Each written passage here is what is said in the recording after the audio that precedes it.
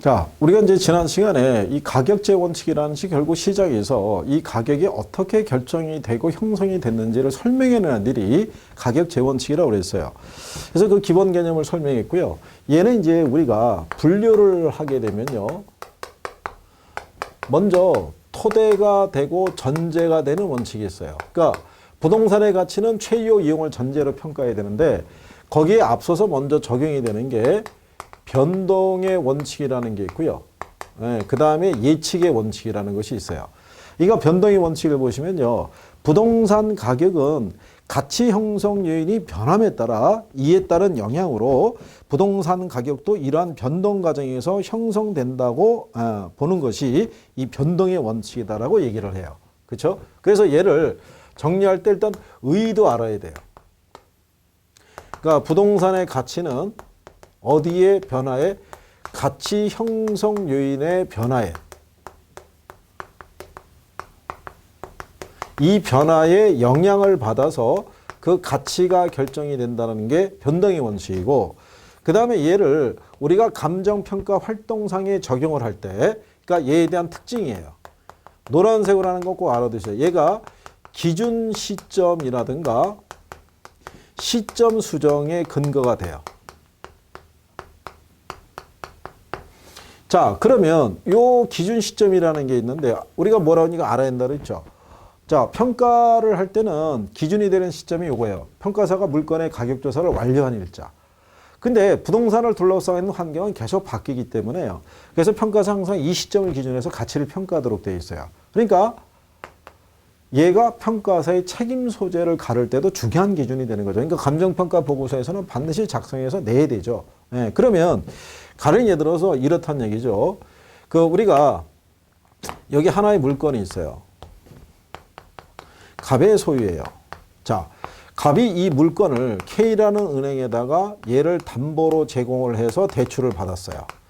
자, 그럼 대출을 신청하게 되면 은행에서는 이 물건의 담보 가치를 추계하기 위해서 A라는 평가사에게 담보 가치를 추계해달라고 의뢰한 거예요. 평가사가 이 물건의 가치를 약 한 2억 정도로 가치를 추계했고요. 그래서 은행에서는 여기다 10억이라는 돈을 대출을 해줬어요. 자, 그런데 이 사람이 채무 불이행을 하게 된 거죠. 그러면 이 은행에서는 얘를 뭐로 넘겼냐면 경매로 넘긴 거죠.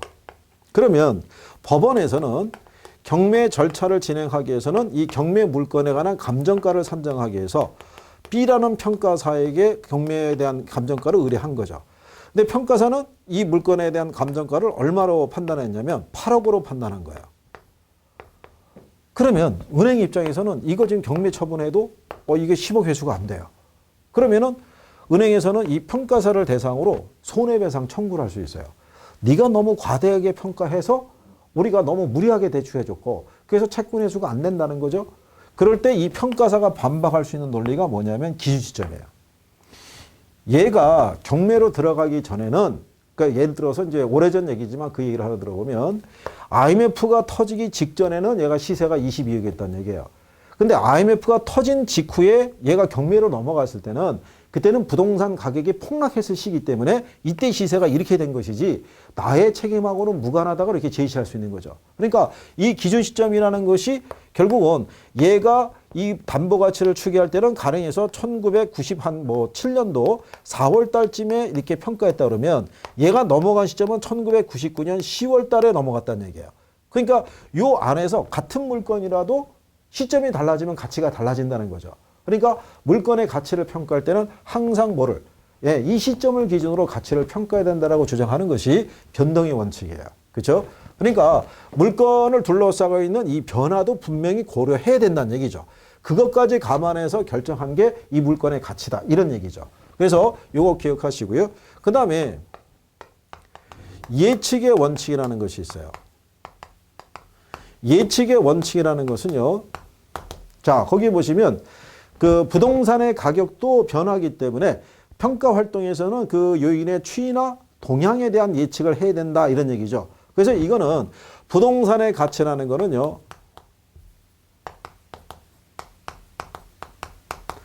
과거나 현재 이용에서 가치가 결정이 되는 것이 아니라 미래의 이용을 기초로 해서 가치가 결정이 된다는 게 그게 예측의 원칙이야. 그래서 얘가 특징이 수익 방식의 근거가 된다라고도 얘기를 하고요. 그러니까 왜냐하면 요 수익 방식이라는 게요, 장래 발생할 거라고 예상하는 수익을 기초로 가치를 추계하는 거야. 그래서 부동산의 가치란 장래에 기대되는 편익의 현재 가치라고 그랬었죠. 네, 거기에 근거가 되는 게 요 예측의 원칙이라고 보시면 돼요. 그러니까 요거는 우리가 이제 전 시간에 설명할 때 말씀을 드렸지만 현행 농지다. 농지면은 농사를 이용을 해서 농사라는 게 최유 이용인데 얘가 만약에 뭐로 바뀌면 택지로 바뀌어서 상업용지나 주거용지로 되면 상가나 주택이 들어서는 게 최유 이용이겠죠. 그러면 현 상태를 보고 가치를 추계하는 게 아니라 앞으로 변화되는 용도를 기준으로 가치를 추계된다는 거죠.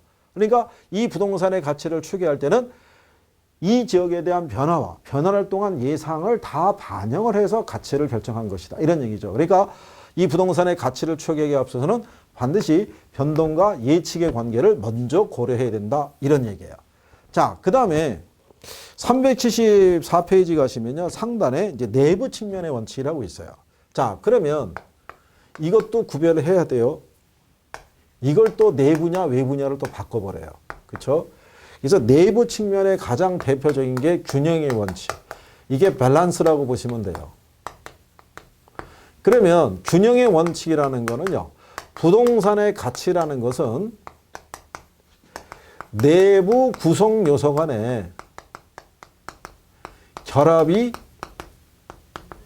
균형을 이루고 있을 때 적정한 가치가 형성이 된다는 거예요. 그래서 만약에 여기에 어긋나게 되면 기능적 감가를 적용할 때 기준이 돼요. 요게 내부 측면의 감가라고 그래요. 자, 그러면 여기서의 밸런스 관계를 살펴본다는 것은요, 요걸 생각하시면 되겠죠. 뭐냐? 첫 번째가 부지가 있고 이렇게 건물이 결합이 돼 있을 때 얘가 만약에 역세권에 있는 부지예요. 그러면 역세권 부지는 가치가 비싸겠죠. 그럼 얘는 대부분 수익성 부동산, 상가나 이런 애들이 들어가 있어야 될 거예요. 주택이 들어가 있다는 얘기는 가치에 어울리지 않는 용도가 맞추 결합이 돼 있다는 얘기죠. 예, 그러니까 먼저 요게 밸런스가 맞는지를 살펴보는 거예요. 그 다음에 두 번째 밸런스는 뭐가 되냐면요, 여기 있는 얘가 들어서고 있을 때, 자, 우리가 그냥 간단하게 전체가 200평이에요. 대지 면적이. 근데 건평이 한 180평에 이렇게 돼 있다는 것은 주차 공간이 전혀 확보가 안 돼 있다는 얘기죠. 그러면 최근에 지어지는 부동산에서는 이 부분에 밸런스가 없죠. 그렇죠? 그 다음에 또 하나는 뭐냐면 건물이 이렇게 이게 만약에 한 7층짜리 건물이라 가정했을 때 이 안에 있는 화장실들이 전부 다 오래된 화장실. 그러니까 얘들 옛날에 왜 수세식이라고 그러죠. 예, 그래서 레버를 이렇게 발로 눌러갖고 이렇게 할 수 있는 일부 수인가. 좌변식이 아니란 얘기죠. 그럼 최근에 지어진 애들은 다 좌변기인데 얘만 내부가 그렇게 돼 있다는 것도 역시 최근에 지어진 건물에 비해서는 밸런스가 안 맞는다는 얘기죠. 네, 그러니까 얘네들은 이 부분에 대한 감가가 다 발생했을 때 이거는 요 내부 측면에서 발생하는 거죠. 그래서 요거를 우리가 기능적 감가를 내부 측면의 감가라고 얘기를 해요. 요거 잘 써주니까 기억하셔야 돼요. 그래서 이 관계를 우리가 이제 살펴보는 거예요. 그죠? 그 다음에 내부 측면에서 우리가 또 보는 게 뭐냐면 기여의 원칙이라는 거예요. 기여의 원칙이라는 것은요, 부동산의 가치라는 건요, 부동산을 구성하고 있는 각 구성 부분의 기여도의 합에 의해서 결정이 된다는 얘기죠. 그렇죠? 이게 생산비를 기준해서 가치가 결정이 된다면 틀리는 거예요. 그렇죠? 그래서 얘의 특징이 뭐냐면요, 이 부동산에다가 추가 투자를 할 것이냐 말 것이냐 여부. 그러니까 추가 투자 여부를 판정할 때 얘가 기준이 되는 거예요. 기여의 원칙이라는 게. 그러니까 이제 예를 들어서 이제 이런 얘기가 되겠죠. 자, 여기 건물이 하나 있어요. 자, 근데 이 건물은 5층짜리 건물인데 엘리베이터가 없어요. 엘리베이터가 없는 상태에서 가치가 만약에 10억이다 이거야. 자, 그랬을 때, 자, 건물주가 여기에다가 2억을 들여가지고 엘리베이터를 설치한 거예요. 그러면은 10억에다가 2억을 더해가지고 얘가 12억이 되느냐? 그렇진 않다는 거예요. 이 가치가 15억이 될 수도 있고요. 그냥 10억이 될 수도 있다는 얘기죠. 무슨 얘기냐면 비용이 다 가치를 결정해 주는 건 아니란 얘기죠. 이 주변 건물들이 이미 다 엘리베이터가 있기 때문에 얘가 엘리베이터를 넣었다고 그래가지고 임대 수익이 더 커지는 것도 아니고 엘리베이터를 집어넣는 과정에서 임대를 줄 수 있는 공간이 축소가 되기 때문에 오히려 전체 임대 수익은 줄어들 수도 있다 이런 얘기가 될 거예요. 그렇기 때문에 엘리베이터가 있다. 얘를 들어갈 때 들어간 비용이 2억이라고 해서 다 가치를 보는 건 아니라는 얘기죠. 얘가 전체 가치에 기여하는 부분을 보고 가치를 판단한다는 얘기죠. 그러면 엘리베이터가 있음으로 해서 건물 자체 내부적인 거는 밸런스가 맞겠죠. 예. 그러면 비용을 투입해서 엘리베이터를 설치하는 게 낫느냐 추가 투자하는 게 낫느냐 예. 이 여부를 살피기에 앞서서는 이 비용보다 이 비용을 들였을 때 그 이후에 가치의 상승이 얼마나 커지냐를 봐야 된다는 얘기죠. 그래서 얘가 균형의 원칙에 선행하는 원칙이라고 그래요. 이거를 엘리베이터 설치하면 밸런스가 맞겠으나 밸런스가 맞는 거에 안 맞는 거에 떠나가지고 먼저 고려해야 될 것은 이 비용을 투입했을 때 과연 전체 가치가 그 이상이 될 수 있느냐 이거를 살펴보라는 얘기죠. 그래서 그게 기여의 원칙이라는 거야. 그리고 제목이 설명해요. 균형, 그 다음에 뭐 기여, 변동, 예측 다 이렇다는 얘기예요. 자, 그 다음에 그 밑에 가시면 수익 체증 체감의 원칙이라고 있어요.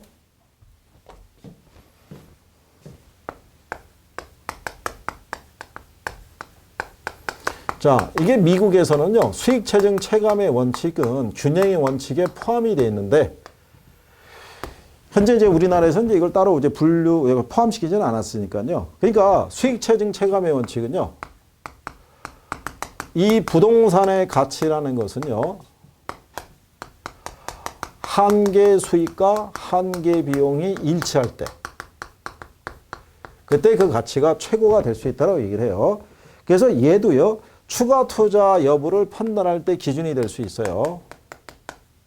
그래서 얘는 입체 공간의 효율적인 이용 관계도 우리가 살펴볼 수 있어요. 자, 그게 이제 수익 체증 체감의 원칙의 논리는 뭐냐면요. 간단히 이렇다는 얘기죠. 자, 여기 이제 토지가 있고요. 개발을 해요. 1층을 우리가 이제 딱 올렸을 때, 한 층을 지을 때에서 1층에서 올릴 수 있는 임대 수익이 만약에 500 정도라고 가정하자고요. 근데 한 층을 지을 때 들어가는 건축 비용이 100만 원이다. 비용이. 근데 이게 이제 예를 들어서 뭐 상업용지에서 비싼 땅에서 1층만 우리가 공간을 활용하는 거는 비효율적이라 할 수 있죠. 그리고 지금 보면 임대 수익과 비용과의 관계를 보면 수익이 크거든요. 그럼 우리는 한 층을 다 한번 올려보는 거예요. 그러면 한 층을 이렇게 추가로 올렸을 때 우리가 하나 더, 한 단위 더 추가할 때의 개념을 우리가 한계라는 표현을 써요. 그러면 한 층을 더 올림으로써 임대 수익이 발생하는데 요게 층이 올라가니까 임대 수익은 줄어든다고 가정하자고요. 여기서는 우리가 이제 이렇게 예상을 했지만 실제 건물에서는요, 1층과 2층의 임대료 차이는 거의 뭐 2층은 1층의 절반 수준이죠. 예, 근데 이렇게 가정하는 거예요. 근데 한 단위 더 추가로 비용이 들어갔을 때 비용은 일정하다고 가정할 때 여전히 한 개의 수익과 한 개의 비용을 비교하면 수입이 비용보다 크죠. 그럼 우리는 추가 투자를 계속 할 수 있다는 얘기죠. 이렇게. 그러면 층이 올라가니까 임대 수익은 떨어지는데 비용은 그대로다. 그러면 이렇게 올라가다 보면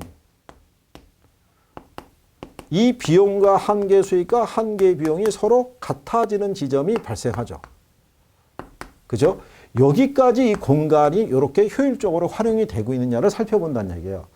그래서 가만히 보게 되면요, 일정한 지역에 게 되면 건물의 규모나 층수가 비슷한 거예요. 그 가운데 혼자서 우뚝 솟아 올라 있으면 야, 이게 가치가 굉장했구나. 그게 아니라 공실이 많다는 얘기죠. 수요를 제대로 예측을 못하고 무리하게 공간을 너무 넓혀서 지은 거죠. 그렇죠? 그래서 요거를 우리가 살펴보는 거예요. 그러면 여기서 이제 여러분들이 여기서 문제화할 수 있는 것 중에 하나가 뭐냐면 가령 이제 이런 거죠.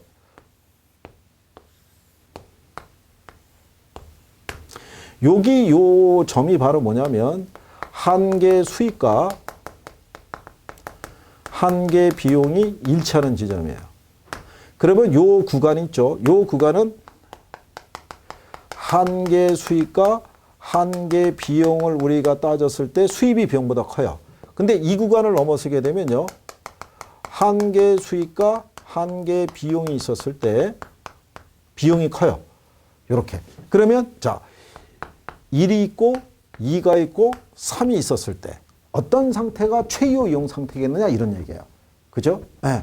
그럴 때 한 개 수입이 한 개의 비용보다 클 때가 최유 이용이다 그러면 틀리는 거예요. 이게 같아질 때가 최유 이용 상태, 이 상태란 얘기예요. 이 조건은 뭐냐면 아직은 한 개 수익과 한 개 비용이 일치하는 최적의 상태가 되지 못했기 때문에 과소계량됐기 때문에 계속적인 추가 투자를 해야 된다는 얘기예요. 그렇죠? 과소계량. 근데 넘어섰다는 얘기는 뭐냐면 여기서 추가로 만약에 올리게 되면 이 수입은 줄어들면서 얘는 오히려 그대로 유지가 되는. 6층까지 올리면서 엘리베이터 같은 거 추가로 설치하면 비용은 더 많이 들어가는데 층이 올라갈수록 임대 수익은 줄어들거든요. 왜냐하면 이게 공간이 올라가면요. 쓸 수 있는 용도가 제한이 돼요. 아무 시설이나 다 집어넣고 장사할 수 있는 게 아니거든요. 네, 그렇기 때문에 이런 문제가 발생한다는 거예요. 그래서 여기서 이 원칙을 기준으로 만약에 문제로 구성을 한다면 이 요건밖에 없어요. 그래서 수익책임 체감의 원칙을 이용해서 고층 건물의 적정한 유효층수를 판정할 때 한계 수익과 한계 비용을 기준으로 판단할 때 한계 수익과 한계 비용이 일치하는 점이 최유 이용 상태라는 거예요. 한계 수입이 한계 비용보다 크다는 얘기는 아직은 과소계량된 상태이기 때문에 추가 투자가 더 필요하다는 의미인 거예요. 무슨 의미인지 아시겠죠? 예, 그래서 수익책임 체감의 원칙에서는 그 정도 여러분들이 인식하시면 되겠고요. 그 다음에 그 밑에 가면 이제 수익 배분의 원칙이라고 있어요.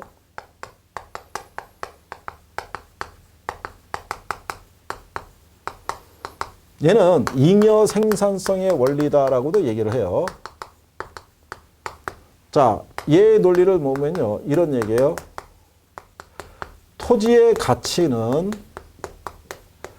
잉여 생산성의 크기에 의해서 결정이 된다는 얘기예요. 자, 그래서 얘가 특징을 보게 되면요. 토지잔여법과 수익분석법의 근거가 된다라고 얘기를 해요. 자, 근데 여기 있는 이 수익배분의 원칙은요. 우리가 지난 시간에 리카도의 차액지대라고 배우셨을 거예요. 예, 그 원리를 바탕으로 만들어진 거예요. 가령 예를 들어서 여기 토지가 있어요. 자, 그럼 이 토지의 가치를 판정할 때 이 토지에서 우리가 생산을 하기 위해서는 토지 말고 투입돼야 되는 요소가 있겠죠. 그렇죠? 그게 바로 뭐가 있냐면 노동과 자본이라는 것이 투입이 돼서 하나의 생산물이 만들어지겠죠. 근데 이 토지에서 만들어지는 생산물 가치가 만약에 100만 원이에요. 쌀을 생산했던 밀을 생산했던. 근데 얘를 생산하기 위해서 노동에 대한 대가로 얼마를 주기로 했냐면은 만약에 예를 들어서 30만 원 주기로 했어요. 임금으로. 자본에 대한 대가로 이자를 기준해 가지고 50만 원을 주기로 했어요. 그러면 전체 100만 원에서 50과 30이니까 나머지 80은 비용으로 공제해야겠죠. 그러면 남는 잔여 부분이 20만 원이겠죠. 요게 요 토지의 가치를 결정한다는 얘기예요. 즉 무슨 얘기냐면 이 생산물 가치가 이 땅의 비옥, 이 토지의 비옥도가 좋아서 얘가 400만 원만큼의 생산이 돼요. 그러면은 20이 아니라 320이 남을 거 아니에요. 그러니까 토지 외에 다른 생산 요소에 대한 대가를 지불하고 남는 목, 즉 잉여의 크기에 의해서 가치가 결정이 된다는 거예요. 우리가 이 고전학파의 논리는 토지를 자연물로 보죠. 그러니까 생산비의 법칙이 성립이 안 되니까 토지는 비용 개념이 성립을 안 한다는 얘기죠. 그러니까 다른 생산 요소에, 즉 거기 의에 나와 있죠. 토지, 자본, 노동, 경영의 각 요소의 결합에서 발생하는 기업 경영의 총 수입은 이들 각 요소의 분배가 되는데 먼저 자본, 노동, 경영 등 다른 생산 요소 사용 대가를 지불하고 남는 부분에 의해서 토지 가격이나 임대료가 결정이 된다는 얘기죠. 그러니까 이 땅의 비옥도가 좋으면 좋을수록 남는 잉여가 커지겠죠. 그러면 그만큼 토지의 가치가 높게 평가된다는 게 그게 수익 배분의 원칙의 논리라고 보시면 돼요. 그렇죠? 예, 그래서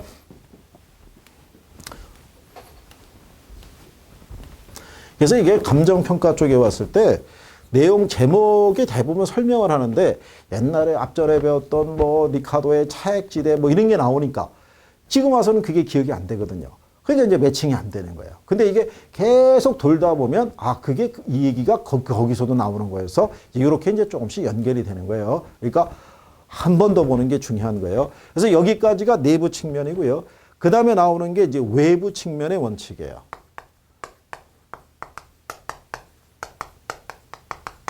요것도 이제 구별을 할 때요. 외부 측면에서 가장 대표적으로 쓰는 게 뭐냐면 적합의 원칙이라는 거예요. 제목인 거예요. 그죠? 자, 부동산의 가치는요, 인근 지역의 환경에 적합했을 때, 적정한 가치가 형성이 된다는 얘기고요. 인근 지역의 환경에 적합했을 때 시장 수요자들의 선호도가 발생한다는 얘기예요. 그렇죠? 그래서 이 적합의 원칙에 어긋나게 되면요, 이게 경제적 감가라는 걸 행하는 거예요. 그래서 경제적 감가를 외부 측면의 감가라고 그래요. 자, 여기 시험상에서 이런 선례를 한번 예를 드는데, 여기가 서민 주거 지역이에요. 그죠? 그러니까 뭐 다세대, 빌라, 뭐 이런 것들이 이제 질비한 데죠. 다세대 또는 뭐 다가구, 뭐 이런 것들이 질비한 지역인 거예요. 그래서 여기가 평당 시세가 얼마 되냐면요, 뭐 가능해서 한 1억 한 5천에서 한 2억 정도 이렇게 시세가 형성이 돼요. 근데 누군가가 여기다가 한 10억 정도 들여가지고 아주 고급 주택을 하나 딱 지었어요. 그러면 얘가 이 신축 고급 주택에 들어섰다는 얘기는 안에 있는 기능이나 설비는 아주 최상이라는 얘기죠. 아주 좋다는 얘기예요. 근데 얘는 과연 10억 이상의 가치가 있을까요? 그럴 수는 없다는 얘기죠. 왜? 서민 주거 지역에 집 보러 온 사람들은요, 이 정도의 규모의 집을 보러 온 사람들이지 이 집을 보러 온 사람들이 아니죠. 그러니까 얘는 건축비가 10억에 들어갔어도 10억에 대한 가치를 인정을 받을 수가 없죠. 왜? 얘가 문제가 있는 게 아니라 얘가 이 주변 환경에 어울리지 않기 때문에 가치가 낮게 평가된다는 거죠. 그걸 경제적 감가라고 그래요. 그래서 외부 측면의 감가다, 이렇게 얘기하는 거죠. 자, 그 다음에 그래서 요거는 기억하셔야 돼요. 자, 그 다음에 이제 외부 측면에 대한 부분에서 경쟁의 원칙이라고 있어요.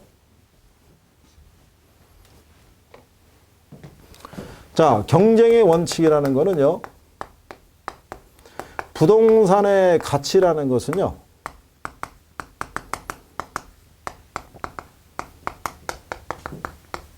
경쟁 과정을 거쳐서 적정한 가치가 형성이 된다는 거예요.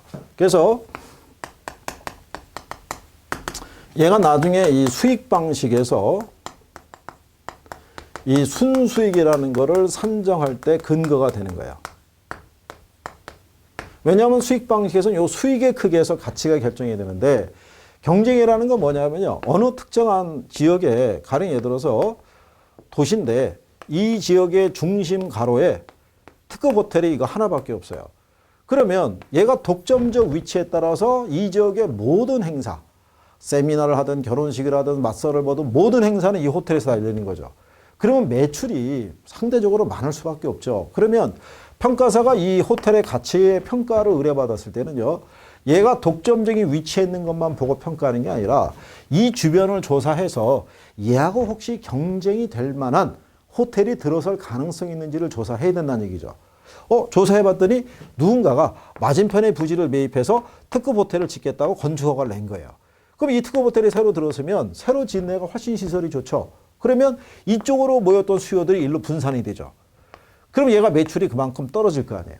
그렇죠? 그러니까 어떤 소멸성 이윤이라든가 일시적으로 발생할 수 있는 이윤까지도 수익에 지속적으로 발생할 것이라고 보고 평가하면 안 된다는 얘기죠. 그래서 이 부동산은요, 기존 부동산보다는 미래 부동산이 무서운 거죠. 신규로 들어오는 부동산. 그래서 그런 것까지 감안해서 평가사는 가치를 추계해야 된다라고 얘기를 해요. 그걸 우리가 경쟁의 원칙이다, 이렇게 얘기를 해줘요. 그러니까 결국 제목이 또 얘기해 주죠. 그 다음에 외부성의 원칙이에요. 자, 외부성의 원칙은요, 부동산의 가치는 외부 효과에 영향을 받아서 가치가 결정이 된다는 논리예요. 근데 얘도 특징은요, 경제적 감가를 판단할 때 얘도 기준이 돼요. 그럼 우리가 조금 아까 얘기했던 적합의 원칙하고도 유사하거든요. 근데 차이가 뭐냐면 이런 거예요. 자, 여기 주거지역이 있어요. 그러면 아까 적합의 원칙은요, 여기가 서민 주거 지역이에요. 그럼 여기 이제 다세대 뭐 이제 다가구 이런 것들이 밀집되어 있을 때 여기 이제 이렇게 고급 주택이 하나 들어서게 되면 얘가 요 지역의 환경에 어울리지 않기 때문에 감가가 발생한다는 게 적합의 원칙인데 여기서 얘기하는 외부성의 원칙이 뭐냐면요. 여기가 주거 지역이에요. 그렇죠? 그러면 자, 예를 들어서 이렇게 해보자고요. 여기가 얘도 서민 주거 지역이고요. 여기도 서민 주거 지역이에요. 그러면 서민 주거 지역 내에 같은 서민 주택이 들어서는 것은 주변 환경에 다 어울리기 때문에 얘네들 자체로는 문제가 안 되겠죠.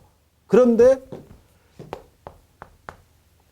가령 예를 들어서 여기는 학군이 8학군으로 여기는 학군이 3학군으로 우리가 왜 강남 8학군이라고 그러잖아요.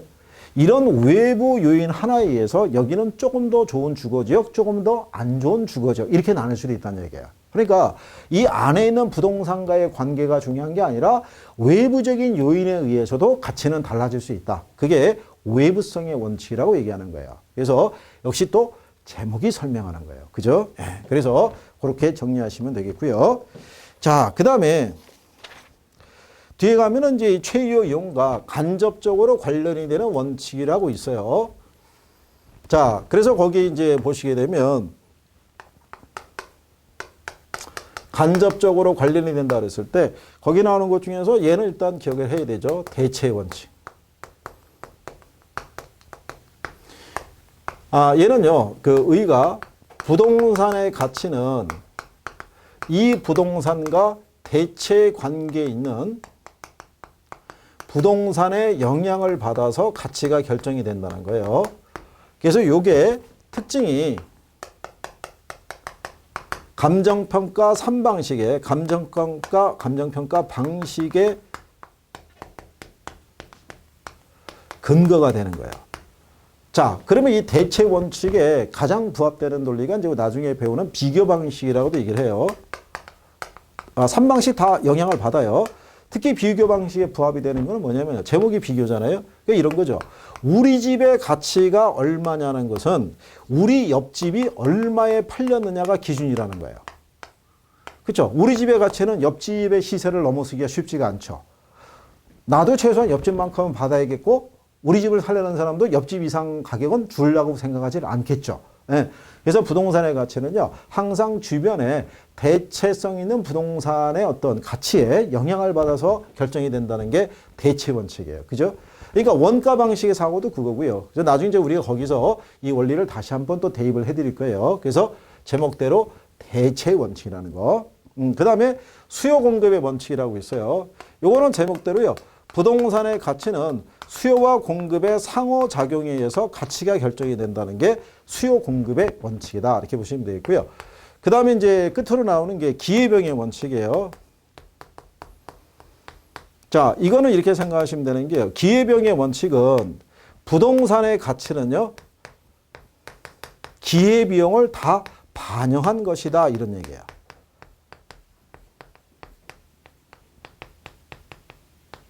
그래서 얘는요, 특징이 투자자의 요구 수익률 산정에 있을 때 기초가 될 수 있는 거예요. 그럼 기회병의 원칙은 뭐냐면요, 이게 시험에서도 언급이 된 건데, 가령 이런 거죠. 도심에 준주거지역이 있어요. 자, 준주거지역은요, 주거나 상업이나 공업적인 용도로 쓸 수 있는 지역이에요. 근데 도심 지역에 현재 공장 부지가 하나 있어요. 자, 이 공장 부지의 가치 추계를 의뢰받은 평가사가 공장 부지의 가치를 55억으로 평가했어요. 그러면 이 55억이라는 거는 현재 공장 부지로서의 효용만 보고 가치를 평가한 건 아니죠. 도심의 준주거지역은요, 언제든지 상업지나 주거용지로 용도 변경이 될 가능성이 높죠. 그러면 현재가 공장 부지로 있다 그래서 공장 용도로만 해서 한 25억이다 이렇게 평가하면은 어느 누구도 받아들여지지 않을 거란 얘기죠. 그러니까 얘가 현재는 공장 부지지만 주거나 상업적인 용도로 쓸 수 있는 그걸 포기한 기회비용까지도 반영해서 가치를 판정해야 된다는 얘기죠. 그래서 도심에 위치하고 있는 공업용지가 외곽 지역의 공업용지보다 조금 더 비싸게 평가되는 이유가 무슨 비용을 반영했기 때문에 기회비용을 반영한 결과다. 이런 논리로 한번 출제했던 선례가 있어요. 그래서 요게 기회병의 원칙이라고 보시면 되겠고요. 그 다음에 이제 단가로 5번에 마지막 나오는 게 최요 이용의 원칙이에요. 부동산의 가치는 무슨 이용을 전제로 평가해야 된다? 최요 이용을 기준으로 평가라고 얘기하는 거예요.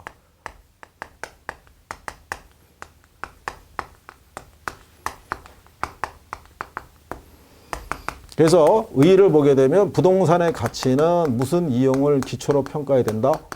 최요 이용을 기초로 평가를 해야 된다는 얘기야. 그렇죠? 그러면 얘를 왜 최요 이용 상태를 기준으로 평가해야 되느냐? 근거는 우리가 앞에서 배웠던 용도의 다양성 또는 부증성 등이 있기 때문이라는 얘기죠. 그렇죠? 그래서 이 상태를 기준으로 평가하도록 되어 있는 거죠. 그게 이제 377페이지 맨 상단에 있죠. 그러면 얘가 최이용이냐 아니냐를 우리가 판정하는 기준이 있어요. 그래서 거기 보시면요. 먼저 조건이 합법적 이용이어야 돼요. 합법적. 그러니까 이게 해당 지역의 지역지구제라든가 또는 환경규제 등에 위배되지 않는 이용이어야 돼요. 그렇죠? 네. 그 다음에 합리적 이용이라는 것은요. 가까운 장래에 그 수요가 충분히 존재해야 된다라고 얘기하는 거예요. 그러니까 이게 10년 뒤, 20년 뒤에 불확실한 걸 보고 평가하면 안 된다는 얘기죠. 그리고 물리적 채택 가능성이 있어야 돼요. 자, 공사의 난맥상이 있어가지고 불필요한 아니면 필요 이상의 지출이, 비용 지출이 많아지게 되면 오히려 수익을 기대하기 어렵겠죠. 그러니까 그런 것들도 역시 다 봐야 돼요. 그러니까 집안의 상태라든가 건축상의 애로사항이 있는지 없는지 이런 여부도 다 배제될 수 있는 그런 상태. 이런 것 중에서 최고의 가치를 창출할 수 있는 그런 이용이 된다는 얘기죠.